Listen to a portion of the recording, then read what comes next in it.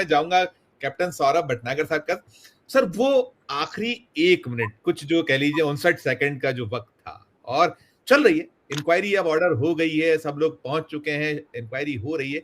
लेकिन जो आरंभिक पूरा, क्योंकि आप लंबा आपका कमर्शियल जो उड़ानों का एक आपके पास में अनुभव है, क्या आरंभिक क्या आप नजर देखते हैं, क्या आपका अनुभव कहता है इस पर हमारे दर्शकों को थोड़ी सी एक आप जो टिप्पणी कर सकते हैं कीजिएगा प्लीज, कैप्टन सौरभ सर। बहुत बहुत धन्यवाद संजीव जी, और सॉरी मैं लेट जुड़ा और मुझे फिर अभी 7 बजे दूसरे चैनल पे जाना है। देखिए क्या है, कल से मैं जो चीज देख रहा हूँ, जो फुटेज हमने देखी, हम सब ने देखी, और जो हमारे पायलट के ग्रुप में जो पूरा डिस्कशन चल रहा है कि फुटेज से क्या क्या एनालिसिस हो, क्योंकि हम सब लोग जो जुड़े हुए हैं एक साथ में, सो बहुत मुश्किल है किसी भी एयर एक्सीडेंट जब होता है, एविएशन फेटल एक्सीडेंट होता है, उसके लिए बड़ा मुश्किल है इमीडिएटली कारणों का पता लगाना। क्या होता है कि हवाई जहाज के अंदर जब आप उड़ाते हैं, पायलट अंदर बैठा हुआ, बहुत सारी चीजें एक साथ चल रही होती है उसके सामने, और किस कारण से जहाज क्रैश हुआ। और देखिए हम सबको पता है कि जहाज उड़ा 600 फीट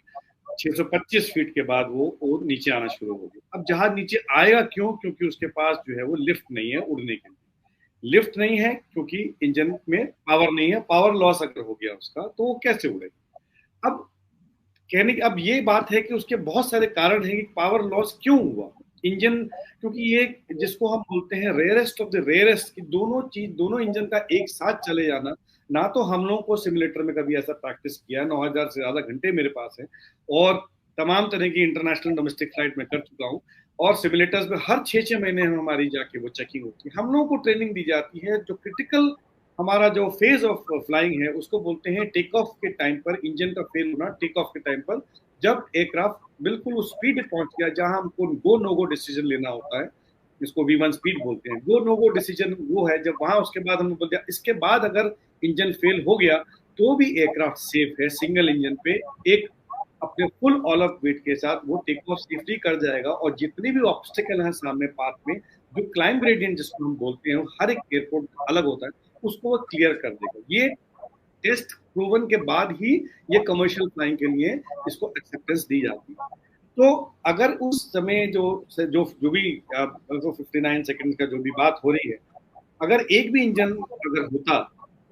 जहाज में, तो ऐसी जो है जो सिचुएशन है वो नहीं आती कि जहाज नीचे चला। अब पायलट की मुझे सुबह पता चला कि पायलट ने मेडे कॉल में ये भी बताया कि no power and we can not save, no power loss we can not save, something कुछ ऐसा बताया गया। जहां पावर लॉस का शब्द इस्तेमाल हो गया, या लोगों ने सुना, इसका मतलब दोनों इंजन में पावर नहीं, तो वो हमने देखा। हम कल से मैं ये भी सुन रहा हूँ लोगों की अकाउंटेबिलिटी हम कैसे फिक्स करेंगे जब तक हमको यही नहीं पता कि इसका कॉज क्या है। क्या वो मैन का प्रॉब्लम है, क्या वो मशीन का प्रॉब्लम है, क्या वो टेक्निक का प्रॉब्लम है, क्या वो टेक्नोलॉजी का प्रॉब्लम है, क्या वो सेबोटाज है, क्या है वो जो, तो इंक्वायरी तो इसलिए जो है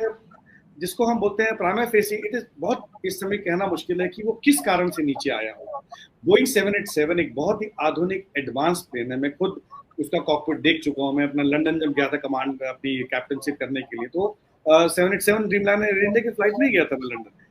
2017 में। तो मैं जो है अदरवाइज ऑल्सो जो है इतने सारे रिडेंडेंट सिस्टम होते हैं, बैकअप्स होते हैं, कंप्यूटर्स होते हैं, और ये फ्लाई बाय वायर सिस्टम है। मतलब ये जो ट्रेडिशनल हमारा जो एयरक्राफ्ट होता है, जो चेन और पुली सिस्टम से कंट्रोल चलते हैं, उसमें नहीं है, इलेक्ट्रॉनिक सिग्नल से जाते हैं और फिर कंट्रोल सर्फेसेस मूव होते हैं। तो और वर्ल्ड का पहला हादसा है, जितने भी आप एक्सीडेंट्स को देखेंगे, अभी तो कोई हुआ नहीं ड्रीमलाइनर में एक्सीडेंट, पहला इंडिया में हुआ। छोटे मोटे जो प्रॉब्लम्स आते हैं हर जहाज में, हर फ्लीट में आते हैं, जब आप मॉडिफिकेशंस करते हैं या over a period of time जब आप रियलाइज करते हैं, हाँ जब इस्तेमाल करते हैं एयरक्राफ्ट फ्लीट में, जब ऑपरेशंस में इंट्रोड्यूस किया जाता है ऑल अक्रॉस द वर्ल्ड, तब यूसेज करते करते एयरक्राफ्ट के अंदर कुछ प्रॉब्लम आती है। लाइक ड्रीमलाइनर में लिथियम बैटरीज की प्रॉब्लम आई, कुछ फास्टनर्स की प्रॉब्लम आई, तो ये सब चीजें कंपनी एड्रेस करती है। हवाई जहाज तो बनाते तो लोग ही, जो हम लोग आर्किटेक्चर हैं, जो भी है, किस पर्पस के लिए हवाई जहाज बनाया जा रहा है, पहले वो डिजाइन फेज पे आता है। उसके बाद जब हम लोग उसको फिजिकली बना के उसके टेस्टिंग करते हैं, और वो जब मार्केट में उतारा जाता है, तब जब वो लाइन पर जाके फ्लाइंग करता है, तब जब गलतियां आती है, तो नेचुरली देयर आर एक्सीडेंट। कभी यार इंसिडेंट होगा वो एक कारण से नहीं होगा, उसके कारण बहुत सारे हो सकते हैं, कभी किसी और कारण की वजह से कोई इंसिडेंट होगा। तो मेरा जो टेक जिसको बोलते हैं, मैं कल से मेरा यही कहना है कि विजय और थ्योरीज काफी सारी चल रही है। पहली थ्योरी ये चल रही है कि मल्टीपल बर्ड है, जो कि डीजीसीए ने भी अभी बोल दिया है कि मल्टीपल बर्ड हिट्स हो सकते हैं, क्योंकि दोनों इंजन एक साथ अगर बंद हो जाएंगे तो वो कारण उसका है या तो बर्ड हिट की वजह से डैमेज हो गया, दूसरा फ्यूल स्टारवेशन बोलते हैं, तेल आना बंद हो गया जहाज में, विंग्स से जो है जो जो फ्यूल जाता है इंजन में, फ्यूल स्टारवेशन के कारण होते हैं या पाइपलाइन बस्ट हो गई या उसके फिल्टर क्लॉग हो गए या कोई भी चीज। अब दोनों इंजन के एक साथ होने हम आज तक ऐसा हुआ नहीं। तीसरा कारण हो सकता है कि आपका कंट्रोल जैम हो जाए,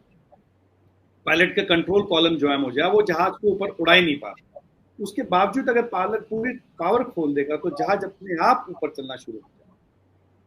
वो भी हमको वीडियो में नजर नहीं आता। तो ये सब थ्योरी जो चल रही है, और भी बहुत सारी थ्योरी चल रही है, सेबोटाज की चल रही है। एक थ्योरी ये भी है कि जो काफी लोग कह रहे हैं, जो मुझे भी दिख रहा है, बट आधिकारिक तौर पे या कंफर्म मैं कभी नहीं कहूंगा जब तक कि इंक्वायरी नहीं हो जाएगी, ऑफिशियल इंक्वायरी 1 महीने के अंदर प्रीलिमिनरी रिपोर्ट आनी है एज पर आईकाओ। वो कंट्री को डिपेंड करता है कि वो कंट्री पे छोड़ देंगे कि आपको उसको सार्वजनिक करनी है कि नहीं करनी। तो मुझे लगता है कि जो फ्लैप एक यूनिट है, जो सब लोग बोल रहे हैं कि वो फ्लैप जो है वो पहले चला गया, लैंडिंग गियर बाद में गया, एक वो थ्योरी है, क्योंकि जैसे आप फ्लैप ऊपर लेते हैं क्राफ्ट जो है थोड़ा सा उसकी लिफ्ट कम जाती है, सिंकिंग करता है। तो वो टेक्निकल टर्म है, ज्यादा नहीं कहूंगा मैं इसमें, बट मुझे भी देखने से लग रहा है कि लो हाइट पर फ्लैप ऊपर ले लिया गया, बट इंक्वायरी जब तक नहीं होगी तो कुछ कंफर्म नहीं कर सकते। नहीं बिल्कुल। इस सर इसमें 2-3 सवाल और है। एक तो देखिए, अब डीजीसीए ने कह दिया है कि सभी बोइंग की जांच की जाएगी, अभी कुछ देर पहले आदेश हुआ है जो हम लोग तक पहुंची सूचना। 34 ड्रीमलाइनर है, मुझे जहां तक ख्याल है हिंदुस्तान में, 34 का नंबर मुझे ध्यान आता है। और हम ये देखते हैं सर, बार बार बहुत सी घटनाएं हो रही हैं, और हमारे यहाँ इन जनरल जो एक आक्षेप या आरोप होता है कि सुरक्षा मानकों को बहुत ज्यादा, मतलब उस पर कई बार हो जाती है, जो मानव भूल की आपने कहीं बात की, या प्रोटोकॉल को लेकर भी कई बार हम कुछ चीजें देखते पाते हैं, बहुत सारी खबरें हमने की हैं लंबे उसमें। तो ये सारे पक्ष हैं, और इसके साथ साथ जो हमारे आपाधापी है कुछ की कितनी कमाई करना है जब ये एजेंसीज प्राइवेट हो जाती, तो इन पक्षों को लेकर क्या आपकी राय होगी, उस पर जरूर एक टिप्पणी चाहूंगा सौरभ सर। देखिए, ऐसा है, बिल्कुल सही। आजकल एक नई टर्म आपने सुनी होगी, पता नहीं, ओपीपी, ऑन टाइम परफॉर्मेंस। अब ये ऑन टाइम परफॉर्मेंस हर महीने डीजीसीए सारी एयरलाइंस का ऑन टाइम परफॉर्मेंस चेक करता है, उसकी लिस्ट जारी करता है। अब एयरलाइंस में होड़ लगी हुई कि नंबर 1 पे कौन आए। अब ऑन टाइम परफॉर्मेंस का मतलब ये है कि 2 फ्लाइट के बीच में जो टर्न अराउंड सर्विस, जहाज जब जमीन पर है उस समय, जब एयरक्राफ्ट आके लैंड करके गेट पर आता है, स्विच ऑफ होता है, दरवाजे खुलते हैं, वहां से जब स्विच ऑफ होता है वहां से टाइमर शुरू हो जाता है ग्राउंड स्टाफ का, टेक्निकल स्टाफ का। अब इसको 25 मिनट के अंदर जहाज को दरवाजे बंद करके निकालना है। अब इस 25 मिनट में पैसेंजर डिबोर्डिंग होंगे, उसके बाद जहाज में तेल भरा जाएगा, सारे चेक्स होंगे टेक्निकल स्टाफ के, पायलट अपनी दूसरी फ्लाइट की तैयारी करेगा, उसके बाद फ्लाइट की बोर्डिंग होगी, बोर्डिंग के बाद सिक्योरिटी क्लियरेंस होगी, उसके बाद ये सब चीज 25 मिनट में करनी है। तो पायलट के ऊपर भी जोर है, और मुझे लगता है कि हो सकता है कि अगर टेक्निकल जैसे वैसे तो ये इतने एडवांस एरियल इनमें कुछ करने की जरूरत नहीं होती, एक बेसिक चेक्स करने की जरूरत होती है, 25 मिनट में सब कुछ ठीक ठाक है अगर पायलट ने रिपोर्ट नहीं किया है।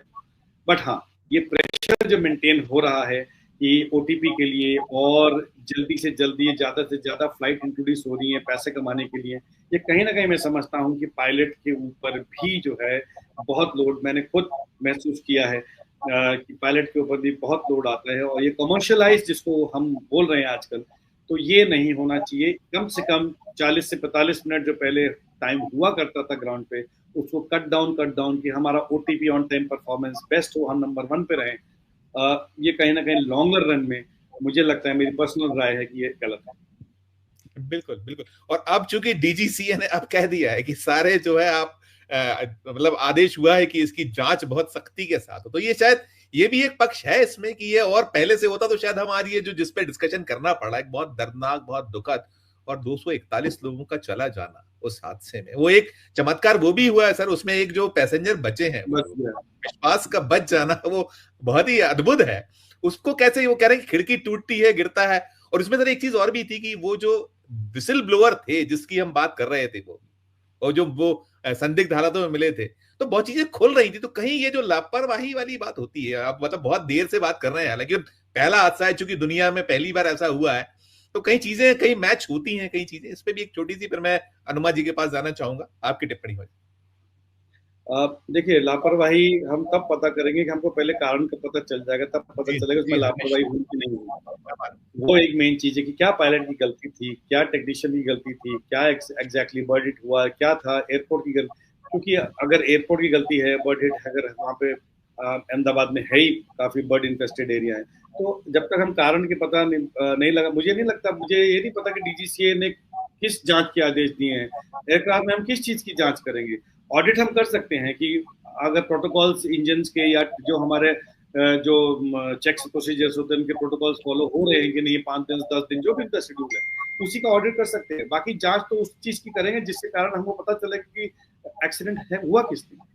तो पता नहीं किस चीज के जांच के आदेश दिए उन्होंने, क्या नहीं, मैंने शुरुआती खबर आई उसी के आधार पर मैंने आपसे वो सवाल कर लिया। ऑडिट करेंगे, पेपर वर्क करते हैं, ऑडिट होता है, बिल्कुल डॉक्यूमेंटेशन का ऑडिट होता है, कहीं शॉर्टकट्स तो नहीं लिए गए आपकी मेंटेनेंस की शॉर्टकट, तो उसी के सबसे पहले जांच वही होती है, सारे डॉक्यूमेंट्स होते हैं, सारे डॉक्यूमेंट फ्रीज करे जाते हैं, उसके बाद पिछले बैकलॉग देखा जाता है पूरा कि शॉर्टकट्स तो नहीं लिए गए, जिसकी वजह से हो सकता है टेक्निकल फॉल्ट हुआ। ये भी तो, और तीसरा मैं ये भी चाहूंगा, ब्लैक बॉक्स अब चूंकि मिल गया है, तो अब ब्लैक बॉक्स के बाद कुछ चीजें ओपन अप हो जाएंगी, वो क्या, थोड़ा सा उसको दर्शकों को बताइएगा, हम लोग पढ़ते समझते हैं, लेकिन उस पर थोड़ा सा प्रकाश डालिए। देखिए, ब्लैक बॉक्स जो है वो एक दो इक्विपमेंट होते हैं उसके अंदर, एक होता है कॉकपिट वॉइस रिकॉर्डर, दूसरा होता है डिजिटल फ्लाइट डेटा रिकॉर्डर, डीएफडीआर जिसको बोलते हैं। ये डीएफडीआर जो है ये मेन चीज है कि ये पूरी फ्लाइट में जितने भी सिस्टम्स हैं, इलेक्ट्रिकल, हाइड्रोलिक, इंजन, पावर, सब कुछ जैसे हवाई जहाज स्टार्ट होता है वो एवरी सेकेंड हजारों पैरामीटर्स वो कंटिन्यूसली रिकॉर्ड होते रहते हैं उसके अंदर।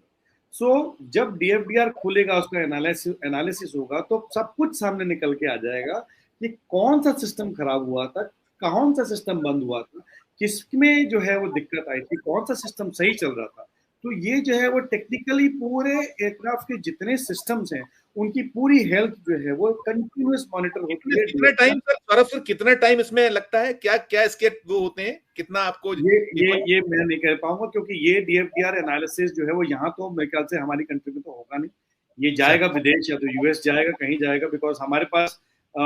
इसकी टेक्नोलॉजी मुझे नहीं पता कि है एग्जैक्टली। और कॉकपिट वॉइस रिकॉर्डर ही है, उसमें हमको पता चल जाएगा लास्ट 2 घंटे की, जनरली हर एयरक्राफ्ट में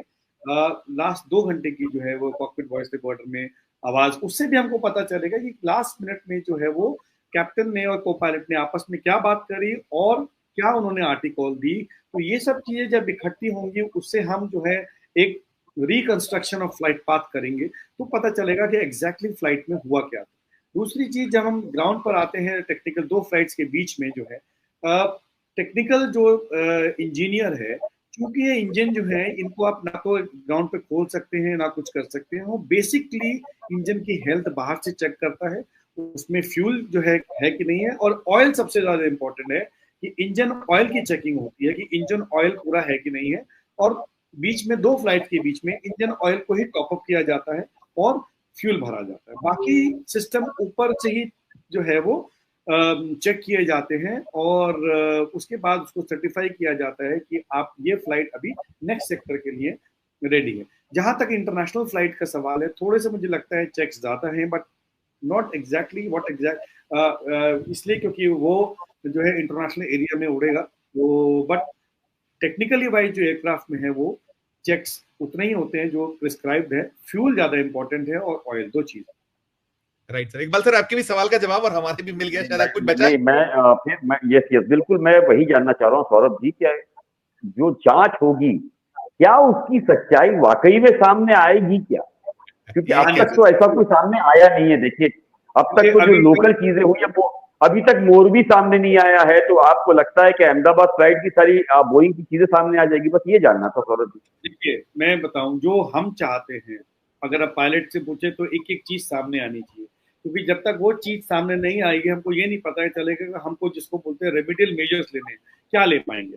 अगर पायलट की ट्रेनिंग में कोई गलती थी या पायलट की जो है उसको स्लीप नहीं मिली ठीक से, या उसकी स्लीप, मतलब बहुत सारी चीजें उसके अंदर। अब ये तो डीजीसीए और सरकार के ऊपर है कि इसको सार्वजनिक करना है कि नहीं करना है। जो रूल कहता है वो rule international civil aviation organisation के कहता है कि 1 महीने के अंदर कंट्री को, और मैंने ये भी देखा है कि बाकी सारी कंट्रीज जो है 1 महीने के अंदर प्रिलिमिनरी रिपोर्ट जारी कर देती है, पब्लिक कर देती है,